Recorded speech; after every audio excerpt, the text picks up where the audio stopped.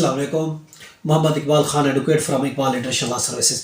आज का जो हमारा लीगल लेक्चर है वो है एम्प्लॉयमेंट आफ्टर रिटायरमेंट। कोई एक सिविल सर्वेंट है, वो रिटायर हो जाता है, वो अपनी सर्विस से रिटायरमेंट ले लेता है, तो क्या रिटायरमेंट के बाद उसको दोबारा एम्प्लॉयमेंट पर रखा जा सकता है? इसके बारे में हम थोड़ा देखना चाहते हैं। देखें, इसे सेक्शन जो रिलेट करता है सेक्शन 14 है, सिंध सिविल सर्वेंट एक्ट 1973 का सेक्शन 14 है। सेक्शन 14 ये कहता है कि रिटायर सर्विस सर्वेंट को दोबारा गवर्नमेंट के इदारे में अपॉइंट नहीं किया जाएगा।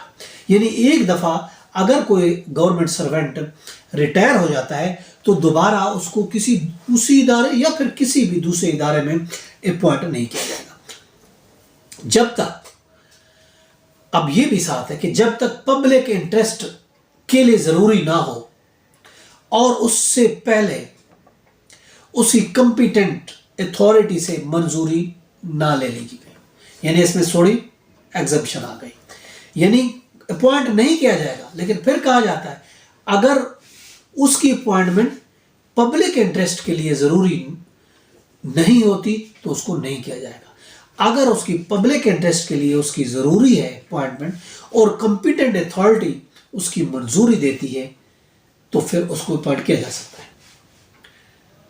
जहां तक अगर हम बात देखते हैं कि कंपिटेंट अथॉरिटी अपॉइंटमेंट, जो अथॉरिटी हुकूमत होती है, गवर्नमेंट होती है, तब वहाँ ऑफकोर्स उसकी एम्प्लॉयमेंट हुकूमत की मंजूरी से होगी। ऑफकोर्स कंपिटेंट अथॉरिटी अगर गवर्नमेंट है तो ऑफकोर्स गवर्नमेंट ही उसकी अपॉइंटमेंट अथॉरिटी है, कंपिटेंट अथॉरिटी है, हुकूमत ही कंपिटेंट अथॉरिटी है।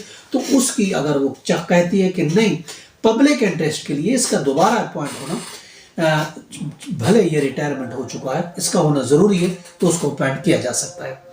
अंडर सेक्शन 3 है, सब सेक्शन उसका 1 है, उसके तहत सबका जो गवर्नमेंट जो मुलाजिम है, मुलाजिम फॉरेन हुकूमत का है, उसके लिए प्रोहिबिशन है। एक्ट है 1966 का, गवर्नमेंट से रिटायर होने पर प्राइवेट सर्विस वो जॉब कर सकते हैं। अब इसी तरीके से एक नई अमेंडमेंट की गई है, 21/3/2013 को एक अमेंडमेंट की गई है। उस अमेंडमेंट की रूह से गवर्नमेंट के पास वो पावर्स हैं, गवर्नमेंट के पास वो अख्तियारात हैं कि वो रिटायर्ड सिविल सर्वेंट को भी अपॉइंटमेंट कर सकती है।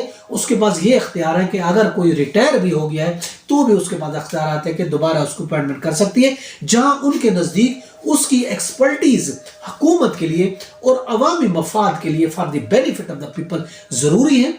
और हुकूमत जितना चाहे मुद्दत के लिए उसको अगर अपॉइंट करना चाहती है, इस अमेंडमेंट के बाद हुकूमत के पास अख्तियार है कि भले वो रिटायर हो चुका है, रिटायर आदमी को भी दोबारा सर्विस पे वो रखा जा सकता है, दोबारा उसको अपॉइंट कर सकते हैं with the permission of the competent authority. कि ये ज़रूरी है, उसकी एक्सपर्टीज बहुत अहम है अवाम के इंटरेस्ट के लिए, पब्लिक के इंटरेस्ट के लिए, इसके लिए दोबारा इसको हम अपॉइंट कर रहे हैं, उसको किया जा सकता है।